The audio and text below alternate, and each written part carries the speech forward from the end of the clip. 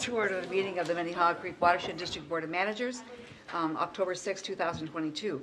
All managers are present but for Manager Hejmati and Manager Olson. Any members of the public here who wish to talk to the board? Don't see anyone. Then I'd like a motion to approve the agenda. Also, Thank second. you. Manager Miller moves and Manager Maxwell seconds. Those in favor say aye. Aye. Any opposed? Sorry, aye. On the consent agenda, we have approval of the September 22nd board meeting minutes and Resolution 22060, which is 2022 American Geophysical Union Conference attendance. Is there a motion to approve the consent agenda? Move approval. Manager Miller moves. Is there a second? Second. Thank you, Manager Loftus. All those in favor, please say aye. Aye. Any opposed? I've only attended one meeting earlier this week, and that was part of the planning for the groundbreaking next week and the tour that we're going to do. So that was a fun meeting to have. And then I'll look to you, Manager Sando, for the CAC committee report. Good evening, everybody. At the Citizen Advisory Committee meeting on September 14th, James and Lewis gave a history of Minnehaha Creek Watershed District along with our philosophy, our success, and our challenges, and our goals going forward. I was really struck with the excellent questions and suggestions that the CAC board members made. Going forward, through our leaders, our staff, and our board members, and partners like CAC, I see a very bright future for the Minnehaha Creek Watershed District and its goals. That's my report. It was a very, very good meeting, and like I said, excellent questions. Wonderful, thank you. Good and fun, good people, CAC. Our upcoming meeting and event schedule is in the agenda. Our meetings will be the third Thursday of October, the first Thursday of November, and in addition to that, Manager Olson will represent us at Metro Mod, and Manager Hejmati at the Citizens Advisory Committee in November. Let's move down the agenda now to item 12.1. Ms. Cermak has a report on the East Auburn Wetland Assessment findings.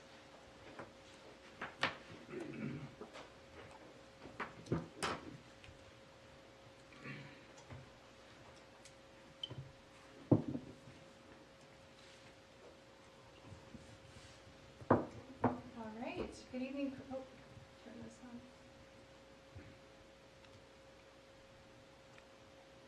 You have to push it really hard. Here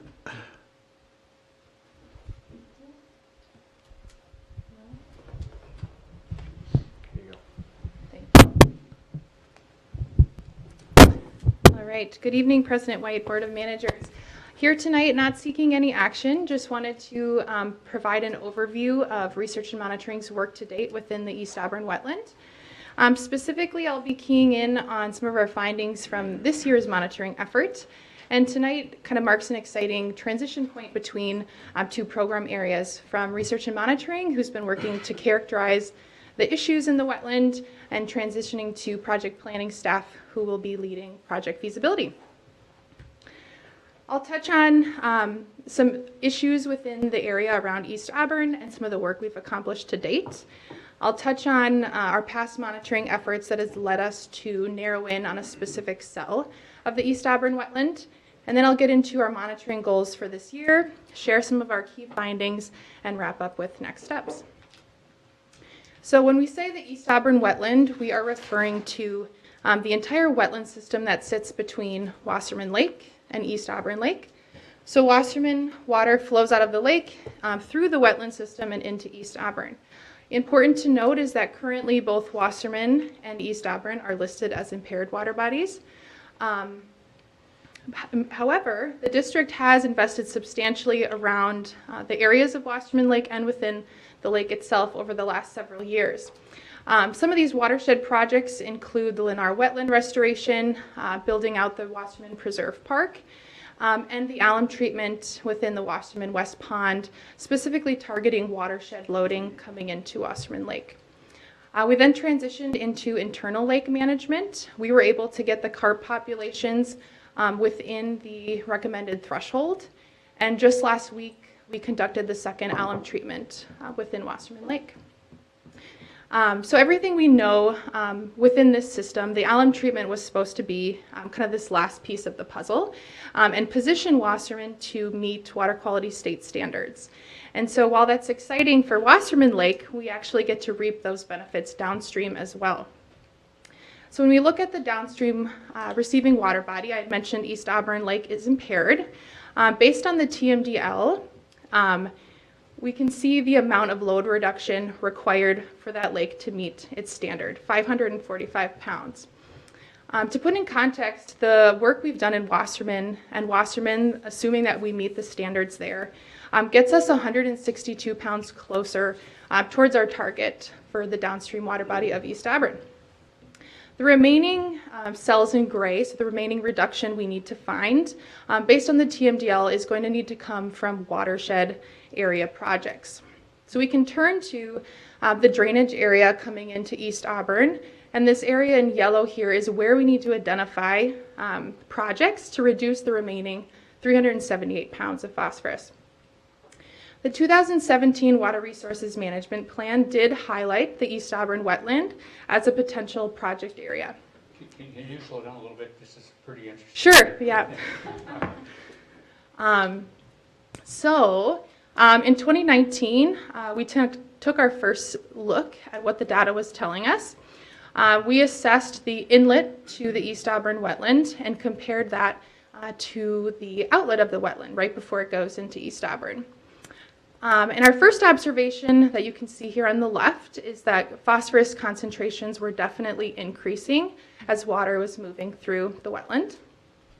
But of course, it's important to kind of put that concentration in terms of loading so we can really quantify the impact to East Auburn.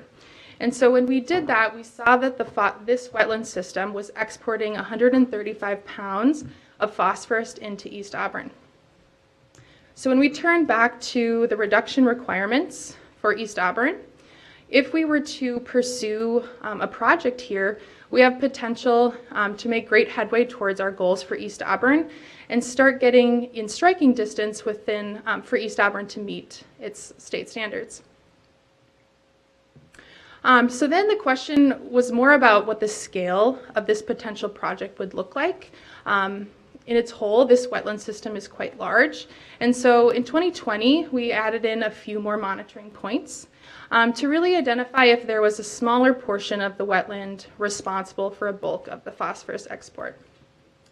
And what we found was that very clearly this first cell of the wetland, so right as the water leaves Wasserman and passes through that portion in yellow, we were seeing that cell responsible for a bulk of the phosphorus export. So while we had narrowed the location down a bit in this wetland, we still weren't quite certain what the mechanisms were within this wetland cell that were driving that phosphorus export. And those are the same questions that we would need to have answers to support future project feasibility. So to ensure we captured the right information, we contracted with Stantec to support the monitoring plan design for 2022, which ended up being centered around two key questions. First, we wanted to characterize if there was high phosphorus throughout the wetland, throughout the soils of the wetland. And secondly, we wanted to identify if areas of high phosphorus are able to move downstream into East Auburn. We did that through three primary data sets. We looked at groundwater concentrations, phosphorus content in our soils, and looking at groundwater movement through groundwater levels.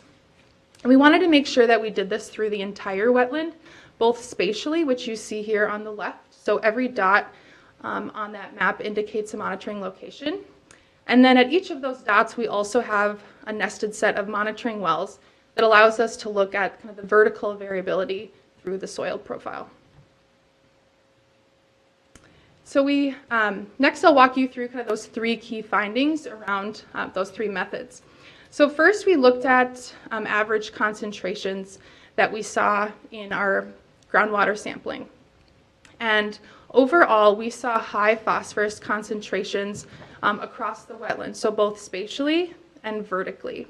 And to put into context, almost all of our sites, their average concentration was above the phosphorus standard that we have for streams. And some of those sites were far above the standard we have established for streams. So when we see high phosphorus in our groundwater, the most logical place to look next is at our soils, which we know have kind of constant interaction with the groundwater. So when we looked at our soils, we were particularly interested in finding a specific area within the wetland that had the highest phosphorus content. Spatially, we didn't pick up on any hot spots, but when we did look at phosphorus content vertically through the wetland, we did kind of see a trend here. So you can see phosphorus content in the surface soils was much higher than we observed in all of our deeper wells. Lastly, if we know there's high phosphorus in our groundwater, we're really curious to see if it has the potential to move laterally through the wetland and make its way into the channel and downstream to East Auburn. What we saw is that we did see periods of lateral movement through the wetland and into the channel. So to summarize our findings in more of a mechanistic way, so how this is actually kind of working out in the system, first we have our soils. Is there high phosphorus in our soils? Yes, we observed high phosphorus in our soils, and we specifically saw high phosphorus near the surface. Secondly, are we seeing signs that our soil is diffusing that phosphorus into our groundwater? And yes, the high phosphorus concentrations that we observed throughout the site are a strong indication of that. And lastly, is this phosphorus-rich water able to move downstream? And our water level data did indicate that we see that lateral movement present. As I mentioned at the beginning, this does mark a transition point. So research and monitoring is finishing up our scope of work with Stantec to round out a comprehensive technical memorandum that will go into far more detail than I did tonight on all of our data collection efforts. And that will be ready to go and included in a project feasibility package that the project planning staff will be bringing forward at the next board meeting on October 20th. So with that, I can take questions, and I have many experts in the room as well. Thank you, Ms. Cermak. Are there questions? Let me ask one about, I think you got one. oh, I'm sorry, go ahead. No, go for it. You had the yellow blob there coming out of Wasserman. Do you know why that was had more phosphorus? Oh, the narrowing down to the cell. Yellow blob is real technical. Yeah, so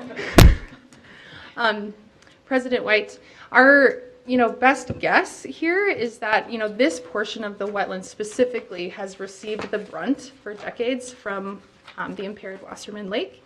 And so that's received decades of legacy phosphorus loading, and the rest of the wetland kind of benefits from not receiving quite as much.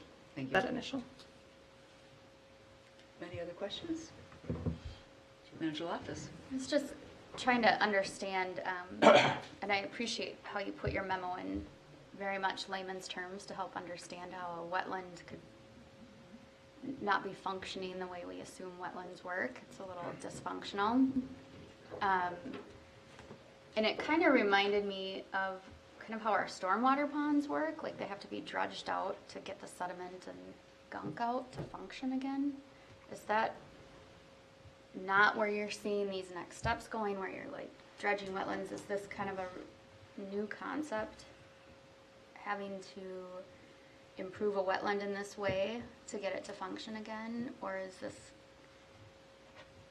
President White, tried and true kind of Manager Loftus, concept? how we're thinking about it internally is kind of treating it like any contaminant of concern that we see in soils, which typically wouldn't be phosphorus, but in this situation it is. And generally that positions us with kind of 3 project types where we can trap the phosphorus and prevent it from getting into the groundwater. We can physically remove the phosphorus from the site or treat it in some way. And so I think generally we expect that all the project options would fall into one of those buckets. Okay. So it's not, we don't know yet which of those three. Right. You're not assuming that you'll have to dredge all that surface soil up, but. Yeah, Manager Loftus, I don't think we've kind of narrowed it down that Yeah. far yet. We want to keep kind of our options open, and that'll be a big portion of this next feasibility RFP. Okay. Is this typical in the industry that you're aware of or not? To my, Brian, maybe I'll have you step in too, but Manager Loftus, my assumption or my understanding is that treating a wetland specifically to as the source of the phosphorus is kind of a bit unique, and we're Yeah. kind of entering a more kind of novel endeavor. But when you think about it in terms of a contaminant of concern, it doesn't seem all that different or unique. Okay. Manager Miller? I quit asking those questions a long time ago. Oh, Because it was so costly. But I don't think that's an adequate answer, you know. You just avoid it because it's gonna cost you, you know, look for a long-term solution, especially when farms are gone and the community is built up around it. It's a different situation now. yeah. So I'm glad that you're really looking at all the different elements here, rather than just discounting them as is too costly. Because this, you know, we're only here for 15 or 20 years on the board. And look at 9. this thing, you know, a more permanent solution. I admire the breaking down all this technical stuff into a preschool presentation. Because I think that's what we need. Yeah. Yeah, I definitely support it. I'm just trying to wrap my head around it and thinking of it in a sense of a dredging, sediment removal type of concept like we do stormwater ponds, and trying to understand it. I do have a question then. So if you said on one of those, you got the 3 wells, 3 monitoring wells, Yeah. and one was shallow, you said there was just the topsoil. How deep is that topsoil then? How deep is it? Can you just scrape it off of there and? Manager Maxwell, I don't, so our sampling looked at our deepest well was screened between 4 to 5 feet. And then our middle well was 1 to 2 feet. And then the surface was kind of that top half foot. There's definitely, I think, would need to be kind of a cost Analysis. to pound analysis on kind of where you should stop if that was the approach we'd go. At least that's my thought on how that would look. Mr. Meehan, you had your hand up. President White, Manager Loftus, kind of your question around what did people typically do when they would identify wetlands as a source? They would just dredge them, is what they did. It's been very typical. And so Okay. I really applaud the district on taking a very thoughtful approach of where is the phosphorus in the wetland? So understanding it vertically and then spatially. It allows us from an engineer, understand like what are the solutions that we can bring that really address the issue? Because we've seen lots of times people will go dredge a wetland and it doesn't make a difference because you haven't really addressed where the phosphorus is and how it moves through the wetland. So being very thoughtful and intentional of where you start to manage that, I think helps the district be in a good position on the next steps forward in feasibility. Having something that's very cost effective and thoughtful in how you manage the phosphorus within the system. So it's definitely taking it a step farther and understanding where the phosphorus is. But I think that also helps you target a real solution that makes a difference at East Auburn better in the long term. And it gets us a good ways towards our goal. Well, It's a good so project. if you're talking about this area, how big, is this acres and acres, or is this just? Manager Maxwell, this cell is 11 acres, just about. How many other wetlands does the creek flow through? President White, Manager Miller, I don't know offhand the entire, how many the whole 6-mile stretch goes through. I don't know that offhand, I apologize. Yeah, is this just the The Great first Bay phase of a one. long-term multi? President White, Manager Miller, what I can speak to that a bit is, you know, we've done kind of a broad brush analysis in the Painters Creek subwatershed, where we have, you know, the stream channel moving through discrete wetland systems. And we've seen something similar where the upstream wetlands do show signs that they're exporting phosphorus, and the downstream systems still seem to have capacity. So Kind of a triage going on here. Mr. Meehan? I play a water quality scientist on TV. But, as far as kind of to answer the question of the system, this is probably one of the bigger systems within 6 Mile. And then the next big one is the one at 6 Mile Marsh before it goes into Halstead Bay. So there are some wetlands, but as far as like targeting these bigger wetlands, this is kind of like the big one, and then your next big one is when you get down to Halstead Bay. And Brian will correct me if I've got other ones in there. Not correcting, but. Clarify. Supplement. Yeah. President, Board of Managers, there are a lot, several other wetlands, maybe not just on the stream channel, but, in other locations. And we have found that historic loading to these has caused some of them to be exporting phosphorus. The value of this one is it's pretty small. 11 acres is relatively small for one of these wetlands compared to in Painter's March, which could be hundreds of acres. And so 11 acres is a relatively approachable size that could help us figure out some methods that can work versus going into Painter Creek, which has, really, really large wetlands that can be a pretty big risk to start with. So this is a very approachable size wetland. Thank you, Mr. Beck. So this is gonna be a dumb question then. So with the drought going on, how dry is the wetlands? It's time to get out there. President White, Manager Maxwell, we at first thought that the drought actually was going to, foil our sampling plan this year, but it actually provided us a really unique opportunity to see kind of the Wasserman faucet turn off, and we were able to see groundwater flow sustain water in the channel for the next month. And in that period, we saw the phosphorus concentrations in the channel spike. And so that was just another indication. There's only one place that can be coming from, and it's from the soils and the groundwater flow into the channel. But it did really dry up in late August, and the channel went dry. So is that a good thing for us if it's dried out, or do we want it wet to do the work?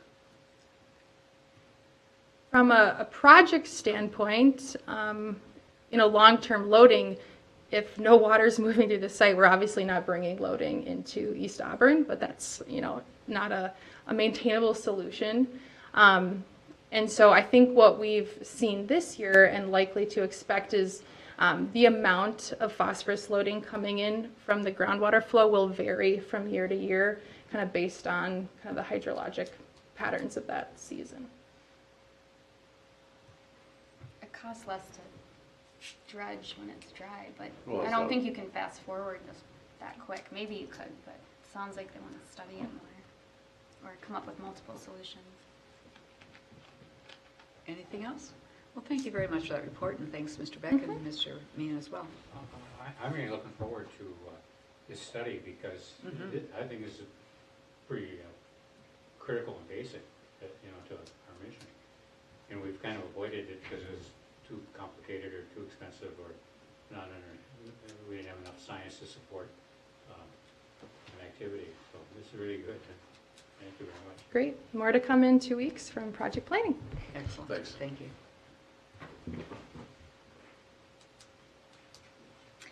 We'll look to Mr. Heyman for an update on the Minnehaha Preserve Boardwalk. Closed session. Not yet. Oh, it's gonna be the closed session. President White, might I suggest that we ask Kate Moran to give her staff update on the Land and Water Partnership Program and then move into closed session? Oh, certainly. Let's do that. Thank you. Ms. Moran.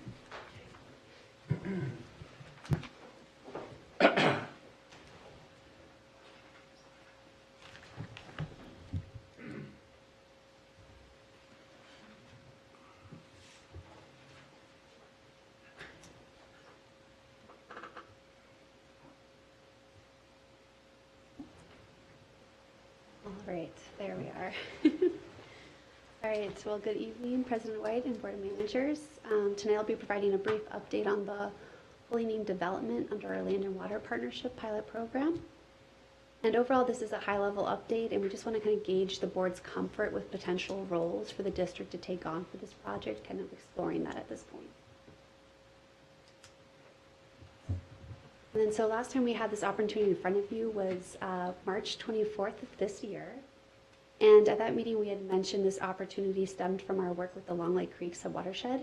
And so on the screen here, you can see that red point or dot locating this opportunity location in that northeast upper portion of the Long Lake Creek subwatershed.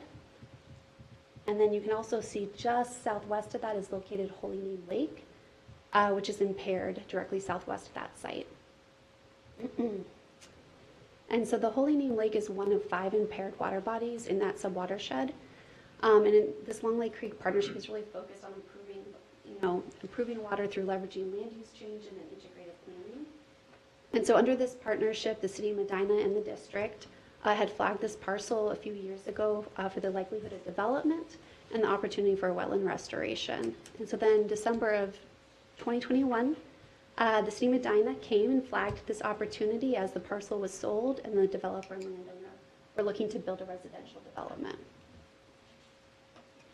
And so during our March update, we had covered a few items for this site. So after an initial meeting with the city, the developer, and the landowner, there was interest with the landowner to continue to explore what could be done on this 70-acre site beyond just a typical development. And so the district worked with our district engineer to really layer in those natural resources already on site, along with the developer's proposed site to really create this high-level concept of how the landowner could create this 5-lot development, restore wetlands and establish a wetland bank to sell credits for revenue.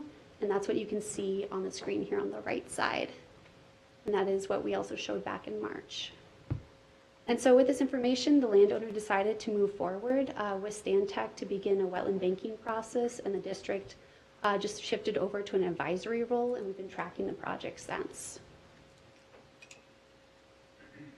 And so prior to establishing a wetland bank, the landowner or the sponsor must receive approval from the state and local regulatory agencies. So that's us, the district, City of Medina, and Bowser. It also includes the Army Corps of Engineers. And so the general process for establishing a wetland bank in Minnesota requires the bank sponsor to follow kind of 3 phases through an application process. And this aligns with the Army Corps' 2008 federal mitigation rule as well. And so the draft prospectus, the scoping, is the first step in this application process, and that's where this project currently is located. And so this really provides the reviewing agencies, including Bowser and the Corps, to look at this view at the concept and really just kind of get a sense of what's being proposed. And so as we're still in this early draft phase, which is very typical under this wetland banking process, it allows the sponsor to continue to dial in the scope of the project and really address any fatal flaws very early in the process. And so this late summer, the bank sponsor, the landowner, received comments back from the Corps and the Bowser. And there's 2 major comments that emerged from this process. And so the district helped facilitate a meeting with the landowner, the city, the Corps, to really just gain further clarity on how we could best go about addressing these comments from the Corps and Bowser. And so that first comment was really focused on fragmentation and the bank being integrated within the development itself, as you can see here on the screen. And so based off a previous experience, the St. Paul district with the Corps really have found that wetland credit areas integrated within a development just makes it more likely for encroachment issues and for the establishment of the bank site itself. So it just makes it harder to establish that wetland. And as you can see here on the screen, the wetland bank areas in this concept really are just woven in along with the roads, the septic locations, and the 5 lots and homes proposed. And then the second comment was around the easement ownership and long-term management of the site, of the bank site. And so this initial concept, the bank sponsor proposed transferring easement ownership to each property owner, so these 5 property owners, upon selling the credits. So first you establish the wetland bank, and then from there you have to meet certain performance standards, then you can sell off your credits, and then once all your credits are sold, then you go to long-term management. And so the Corps really viewed this as a fatal flaw for the project scope, and really is looking for a single entity to address the long-term management of the site. And so then after that meeting with the Corps and Bowser, the city and the district, and the landowner agreed to explore a new concept that would reduce the fragmentation component of the site and really explore how to address the easement ownership and long-term management of the site itself. And so the landowner and the city went back to the drawing board and they considered a new site design that still really balances the developer's return on investment, allows the development to move forward with the city's PUD process in tandem with this wetland banking process, and then also leverages the existing natural resources on the site to develop a more cohesive bank site. And so with this new site, you can see here on the screen, we've reduced the fragmentation with the driveways, the homes, and the septic locations compared to that original concept we just saw. And overall, this new site design really improves the wetland restoration ability to really establish the wetland and makes long-term management of the bank site easier. It still allows the PUD process to continue to move forward, and it maintains around the same number of credits and the bank value to the landowners. That revenue is still looking about the same. And then the second comment was concern around the long-term management of the site. And this issue, the Corps had seen also in the past with wetland banks in the St. Paul district area. And they noted they've really been focusing on ensuring long-term management is addressed and planned for during the banking application process. So district staff are currently exploring options on taking on the long-term management role for the Holy Name Wetland Bank. And so we're considering the existing site condition, required performance standards, and then the cost and kind of the financial tools or instruments that would be available. And I think some of the board of managers may recall, I think back in 2016, we did take on a similar long-term management role for a conservation easement tied to a conservation density PUD called Deer Hill Preserve, and that was also with the city of Medina. And while this development did not have a wetland banking site, you know, the city and the district really saw the long-term benefit for water resources for the wetland restoration. And the district really took on the management of the easement, and then the city took on the enforcement for that site.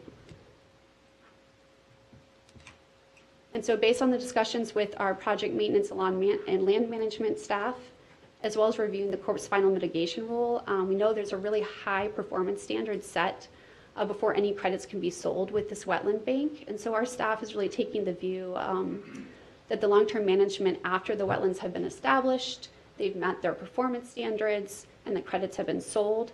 But this is really considered a lower lift compared to other restoration sites because we're already getting it in such good quality. And we really see this more as kind of a sustaining job compared to more like a very intensive management job. And we're also still exploring what financial instruments we could be used to cover our long-term management costs for this wetland banking site. So this includes the bank's sponsor placing in funds, maybe in an escrow account from the selling of the wetland credits or other kind of upfront payment approaches. We have done some high-level, estimates along with our staff, and so we're assuming, after the wetlands met their performance standards, all the credits have been sold, we're entering in long-term management. So at that point, we're already 5 plus years in. We would then have 15, 20 years probably of more like annual maintenance working on that. And so we've kind of scoped that out, and we're kind of estimating to be around 135 to 153K. And so that funds could then be put in an escrow account or some other tools so that we could have that at our disposal. So overall, this is still like very early concept phase. Before pursuing this further, we just were really trying to gauge the board's comfort with exploring this option further and trying to kind of get a little more in detail. And so in terms of the potential next steps that we really see is one, continuing to really dial in and refine these long-term management costs to get a better understanding, particularly with the most recent site design. We also want to quantify the water resource benefits with the most recent site design as well. And then really confirm this long-term management funding approach with the landowner. We've had kind of light touches and they seem open to this concept. And then we also want to vet this approach with the Corps as well and do all of this before the applicant would move into the prospectus or that second step in the application process. And then at that time, we would like to explore an agreement of some sort, whether it's an MOU or a different agreement instrument on how we could set up roles and responsibilities for the district, the landowner, and the city. And so again, just trying to gauge your comfort level with staff continuing to explore the long-term management role options, and also if we do come forward at a later date with a potential agreement, what kind of information would the board like to see regarding this opportunity? Thank you, Ms. Moran. Questions, input? I'd be curious to know how the management has gone at Deer Hill.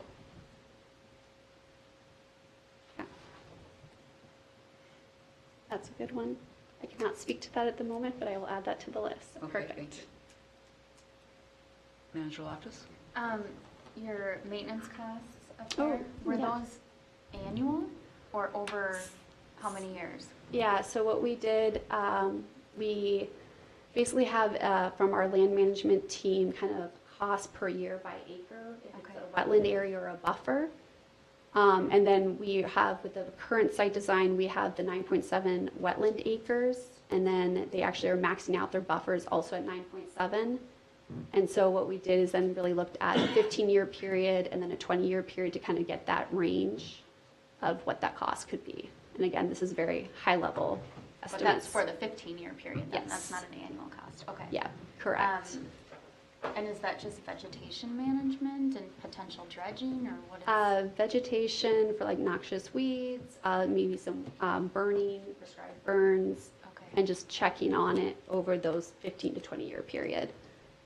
And would most of that, I guess, info coming back at some point does our staff have the ability to determine that in-house, or would we be contracting for that? How would that be laid out? Is that a burden on our existing staff, or is this something we would just pass through to an existing company that manages vegetation?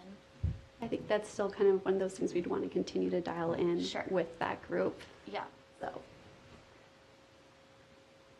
Forever is a long commitment. it is a lot. It is. I mean, that's a lot.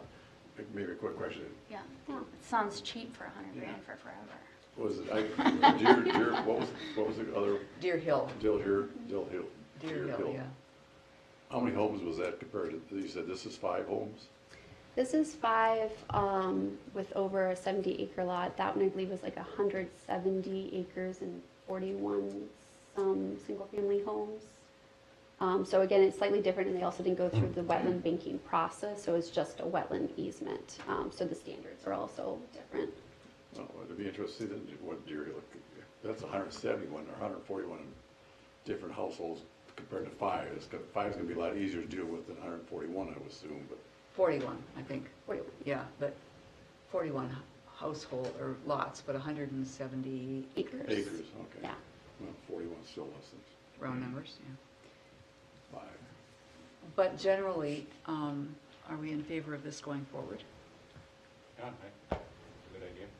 It doesn't, I think the comments you got back on the scoping are legitimate and it's fair.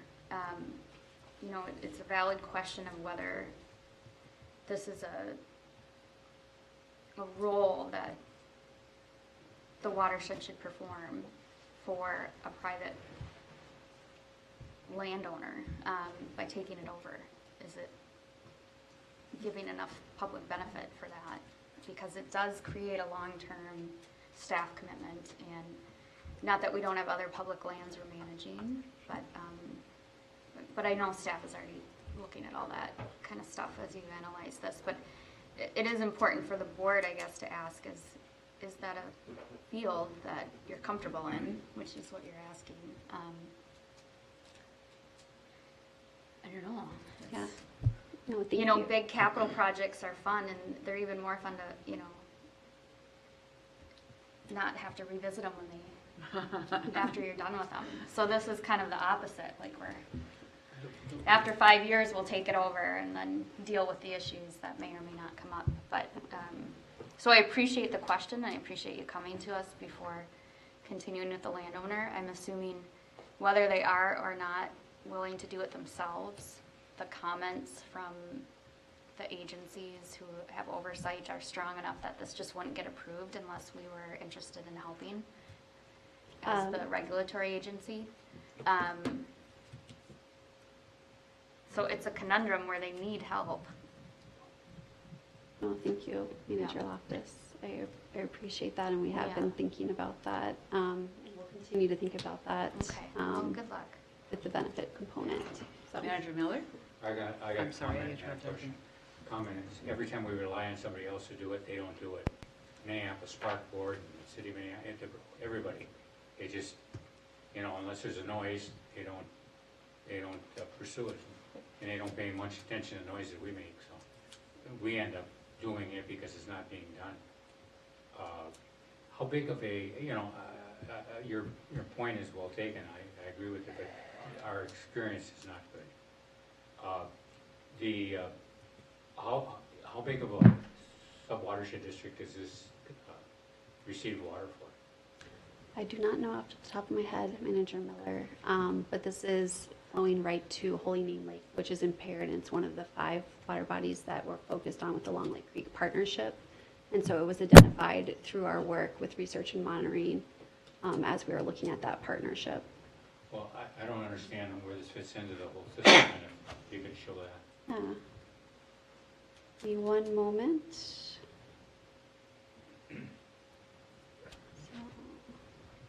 It's in the hinterlands of our district. So it's just located northeast of Holy Name Lake, which then flows down towards Long Lake, which is also impaired. It drains into Holy Name Lake. It drains into Holy Name Lake, then goes down to Long Lake, down to Tanager, both of which are impaired, into Lake Minnetonka. Okay. It's critical, and it's direct flow to the other assets. And Yeah.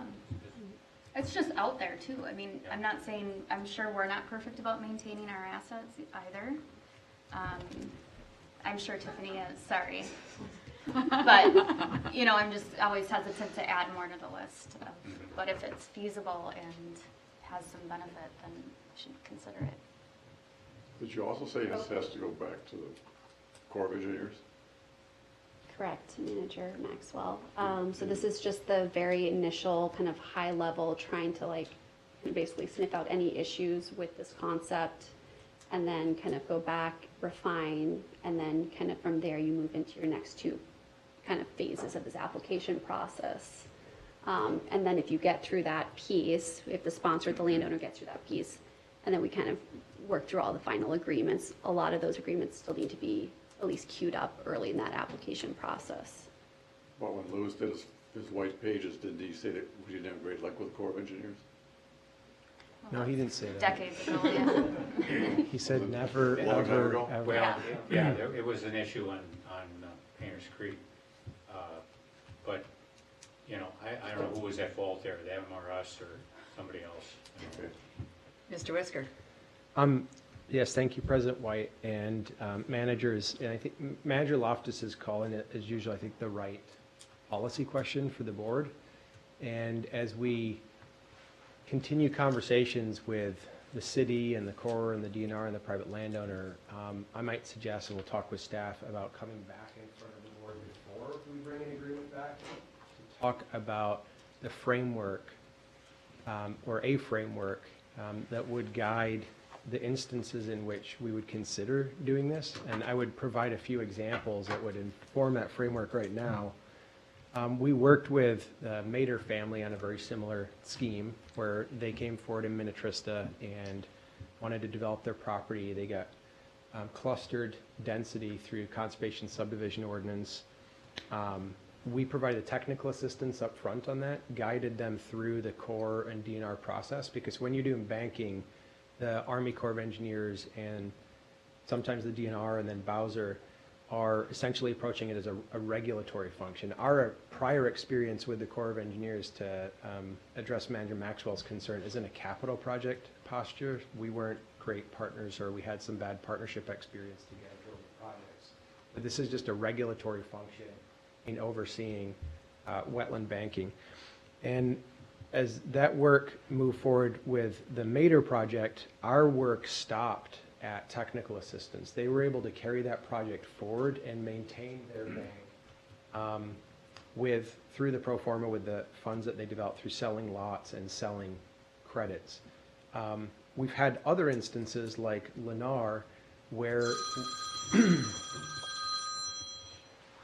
with Lennar on the south side of Wasserman Lake, there's about a 12 to 20 acre wetland that was kind of building off the last presentation, creating nutrient loading into Wasserman. And as part of impacts in the Lennar development, they were going to go to a wetland bank and take credits outside of the watershed. And we encouraged them to restore locally. And they fronted the capital for that project, but we've assumed the long-term maintenance, the annual long-term vegetation maintenance for that project. So that's baked into our veg contracts. That's probably how we'd handle this one. So I think that is the question.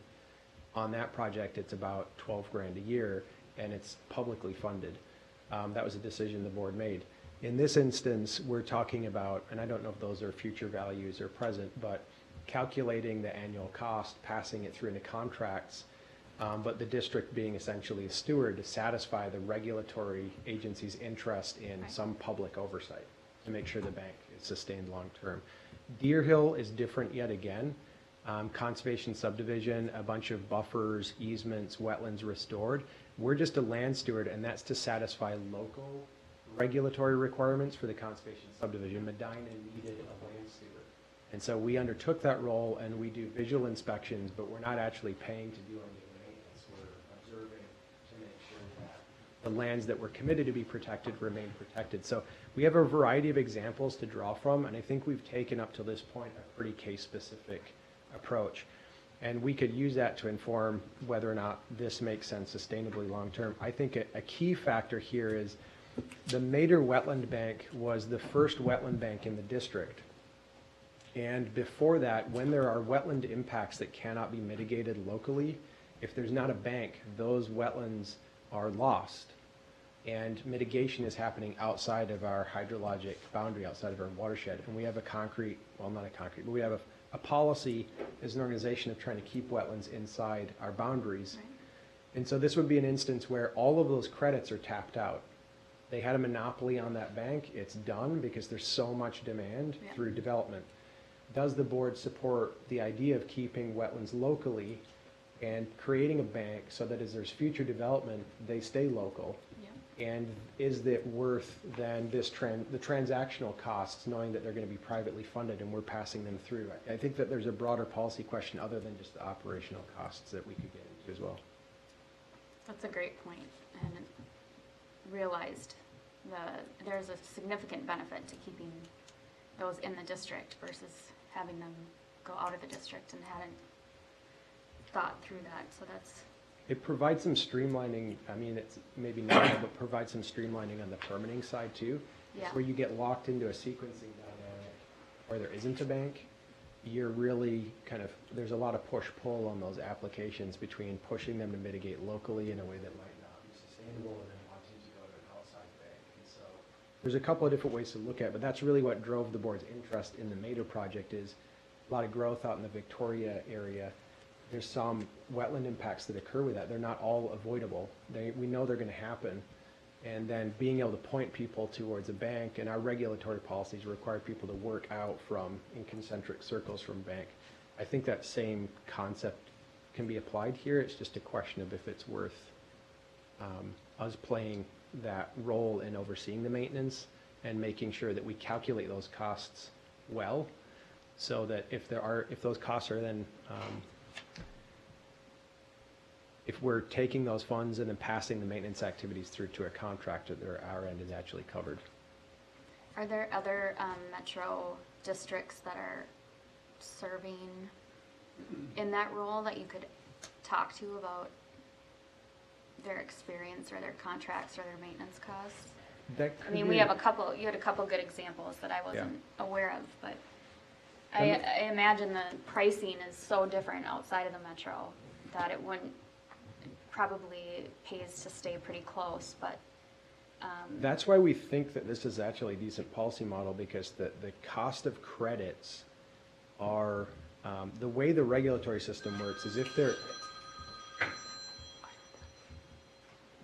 there is a bank inside our watershed and there's impact, the applicant, the landowner, the developer has to go to that source, and the credits are priced regionally based on, the cost of sales negotiated privately, but Bowser keeps a tally on what those costs per acres are, and the cost in the metro is quite high. So there's this synergy there where it creates an opportunity that we can steer private developers towards, where there's a financial incentive for them to actually invest in wetland restoration, where if the banking wasn't an opportunity, we wouldn't be seeing these developers show any interest in restoring the Because they could the pay wetlands. less further out, 'Cause because they they- had it as a choice. Yeah. Yeah. Well, I mean, I'm just saying in terms of them investing their capital in this site to restore wetlands that benefit our watershed and keep those benefits local, it's all about the pricing. Right. Okay, thank you. Manager Miller? The thing that attracts me about this is that we're not using our regulatory authority, or we're not doing a capital improvement. We're using our technical skills that help private developers in the city, and in a partnership that's going to benefit the environment and make a lot more work for us. But I think it's part of our culture now, and I think it's critical that we spend the time and effort on these kinds of things. So we'll be looking forward to the next report. Update, yeah. Yep. Perfect. Don't be shy about your overhead costs, on Yeah. top of your contract costs. I'll bold that. Thank Thank all. you, Ms. Moran. Mr. Whisker, does it make sense to do You the got any administrator's report comment, first? I think we can move into closed session. and Okay. Back up. The administrator's report is quite brief and simple. Okay. We have Mr. Radio here. Mr. Heyman, then? Madam Chair, Yes.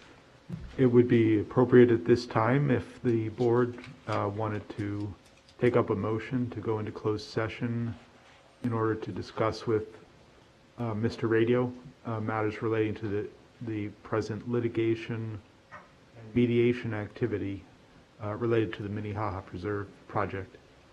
Thank So you. moved. Manager Miller moves. Is there a second? To go into closed session. Second. Manager Loftus seconds. Those in favor, please say aye. Aye. Any opposed? Is there a motion to go back into open session? So moved. Manager Maxwell moves, seconded by Manager Sando. Those in favor say aye. Aye. Aye. Here we are. And with your permission, good night. Good Thank idea. you. Thank you. Administrator's report.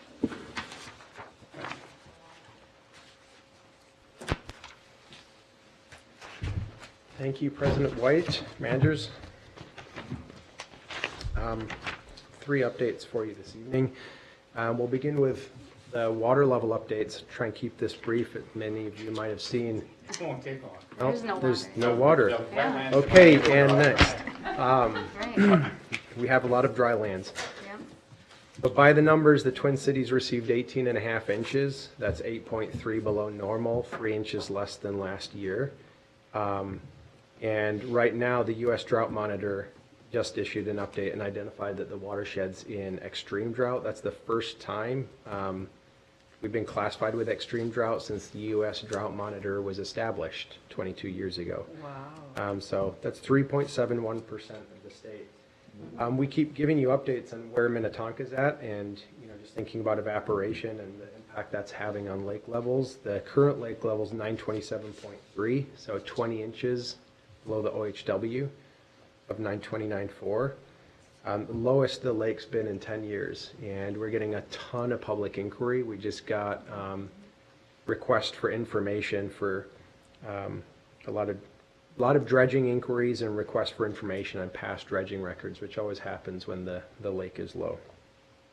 The dam's been closed since July 21st, and since then we've lost 10 inches of lake level, all due to evaporation. So the creek's dry, our wetlands are dry, and the lake's pretty low. And it's 2 years of record drought, and Tiffany covered that with the WCCO. I think that segment aired at 5 and 6 this evening. It sounds like Manager Maxwell saw it, so I didn't. I don't know if you want to provide color commentary on how well she did. She did a great job. Great. Congratulations. She said that it wasn't the dam's fault, it was the sky's fault. I'm going to call your attention next. Can I, wait, quick. Yeah. We're getting all these inquiries, are they from individual homeowners or from associations? Or both? Tiffany, I mean, you spend all day on the phone talking about the weather.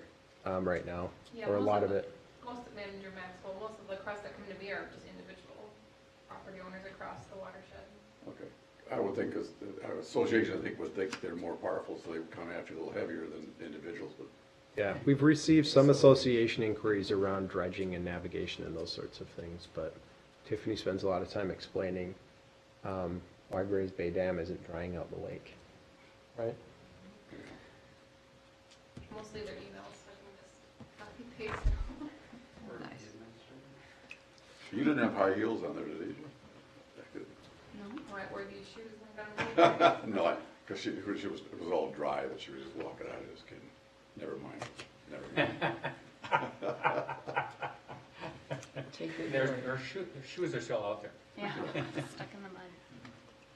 So next, I want to call your attention, I provide everybody a little bit of a handout before the meeting, and call your attention to a project that's being proposed in the city of Minneapolis.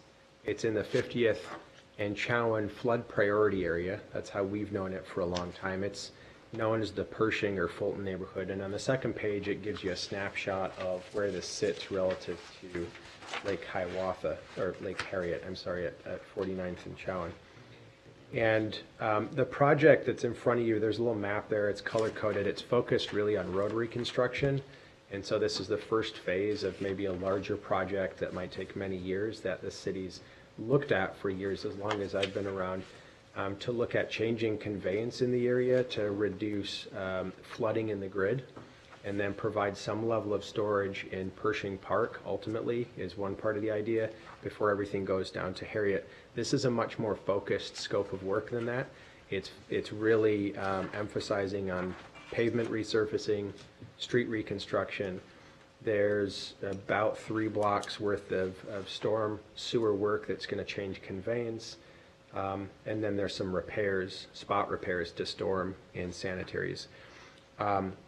Stantec submitted a proposal for design services on this project along with HR Green.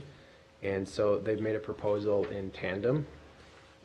Stantec's role in this project would be all the transportation work and project management, and HR Green is doing the stormwater modeling because they did the feasibility flood mitigation modeling in this project area. So Chris has asked me to relay that Stantec's looking for a waiver in the conflict of interest. Minneapolis reached out today, their surface water and sewers group, and asked if we would consider the same. As you know, that authority is delegated to me. And typically I coordinate that with the board, and some decisions are more simple than others. In terms of looking at this project and how I would analyze it and just the basic framework that we use, the first question we usually ask is it a natural resource project that we really want to be participating in driving forward?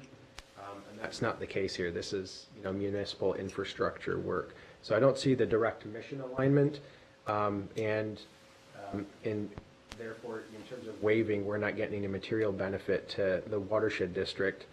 And really, this is just a request from Stantec, our engineer, and our partner at the city of Minneapolis.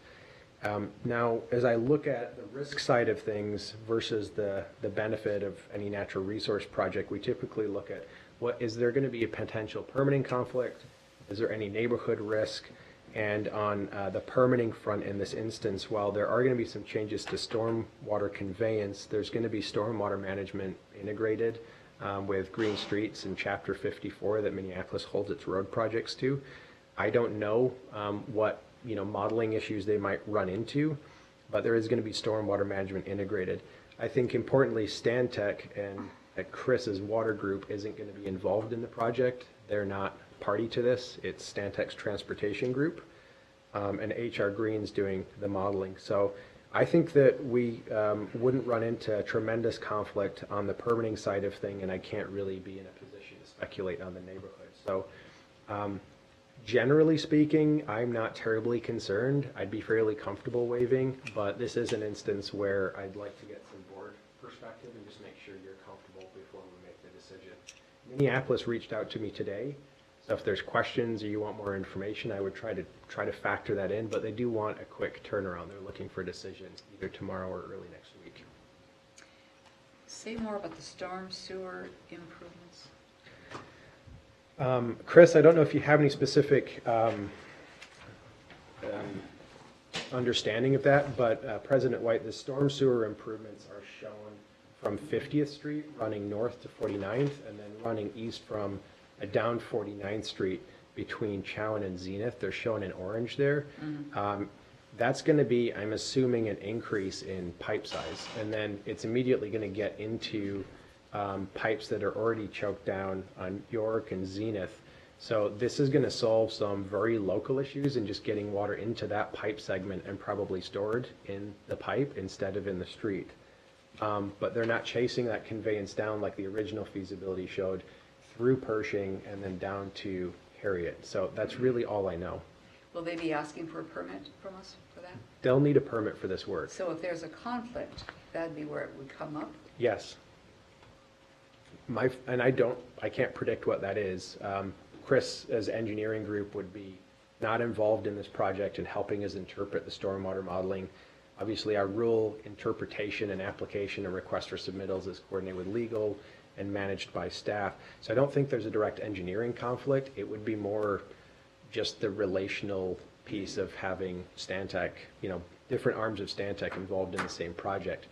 If there's going to be permitting conflict on this project, whether Stantec's involved or not, it's something we're navigating with our partner Minneapolis and holding them to the rule. That's basically, I to think me, it it's just name sounds only. okay. It's, it wouldn't affect. Any concerns from other managers?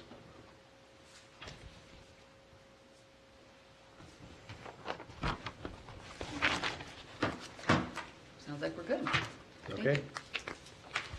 you. The last update for you is we kicked off our technical advisory committee this week for the Land and Water Partnership and rule revisions. In this room, we had we had 21 members. I don't want to say just over because you can't round people.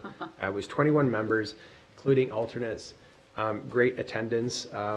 The park board's been debating, are they in or are they out on this TAC, given we're having separate conversations of forming the Clean Water Partnership. So they might be coming forward at a subsequent meeting to be asked to be appointed to the advisory committee. We keep sweeping up folks that want to join us late, and I think the more, the merrier.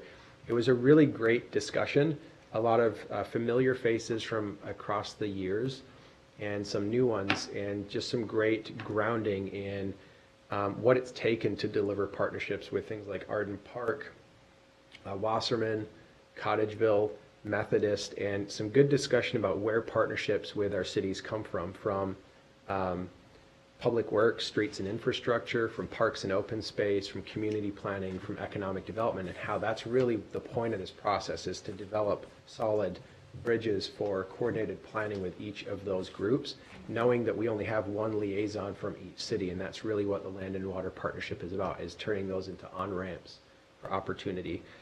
Some really good storytelling about the change in approach around the district from our partners in the room. Victoria told some stories that's generated a lot of laughs about all the pain points that we've had in the past working with them through our last rule revisions, through our the proposed acquisition of land at Wasserman Lake, this wetland that we have responsibilities for. We were going to purchase that, and the city viewed that as a blocking piece on their land use chessboard, because that was the growth corridor down to Chaska and how they were looping sewer and water and trying to connect one neighborhood across 6 miles to the school. And while we were working with Farmer to acquire that, they didn't view it as favorably. And that really came full circle in a partnership with Lennar to do the same project in a way that worked for the city. So there was some great storytelling and some humor too, and a recognition that things have changed. We had other members that had sat through the last rule revision process that identified themselves as survivors. So we're forming a support group. And they, made some color commentary around how ambitious it was to try and tick through this suite of rule revisions in about 3 meetings. And we said we're trying to strike the balance between, 3 to 6 meetings in 4 years, which is how long it took us last time. So I think we're off to You were in charge of that, though, weren't you? Right, yeah. I wasn't sure how long you wanted to keep me around, so I had to stretch that out. But yeah, just people are really engaged and understand that there's sort of a moment around connecting land and water around climate and recognize the shift. And that's really what jumped out to me And while there's always anxiety around, that was, I think it's one of our principles, there's definitely anxiety around the watershed is talking about rules again. We were able to sort of ground people in the change in approach, and I think there's a lot of trust in the room. So we'll see what happens when we get into the specific details. I'm sure there'll be some back and forth on that, but I think Becky, Kate, and our outreach team got us off to a really great start, and we have pretty much every community represented, both park districts, Hennepin County, so just a great jumping off point, and hopefully we can keep the momentum. The people are really supportive of the partnership approach. Part of the icebreaker was just going around the room using Mentimeter and having people weigh in on the benefits of partnership and why they value partnership with the district, and just a ton of overlapping themes. And we thought we would get all the upside, and here's also some of the challenge points. We didn't get a single sort of negative or challenge reflection. It's like, here's all the advantages of us working together. Yeah, right. Yeah, Copies for there's closings. people with a lot of experience and a lot of good critical perspectives, but folks jumped off from a really positive viewpoint. So I thought it went extremely well, so. Excellent. Good work. That's great news. Now, you said 3 items. That was the third. The I fourth would covered be... you. Oh, that's right, 4 items. Thank you, President White. So I'm going to be taking a trip, and while I'm out of town, I've spoken with President White about appointing Becky Christopher as interim administrator just for contracts and basic administration. I won't be completely out of touch, but it's helpful to have that be a formal thing, so we would ask for a motion from the board to take care of that. Approval. Thank you, Manager How Miller. long Is are there a you gone for? second? Coming 10 back, days. right? Yeah, well, Becky asked me, she said, I'll do it, but you got to come back. I said, I might set up a coconut stand, you never know. Yeah. Is there a second to the motion? Second. Thank you, Manager Sando. Any thoughts? All those in favor say aye. Aye. Aye. Any opposed? Great, thank you. And bon voyage. Thank you. Sounds wonderful. Keep Meeting up. is adjourned. Keep off the phone.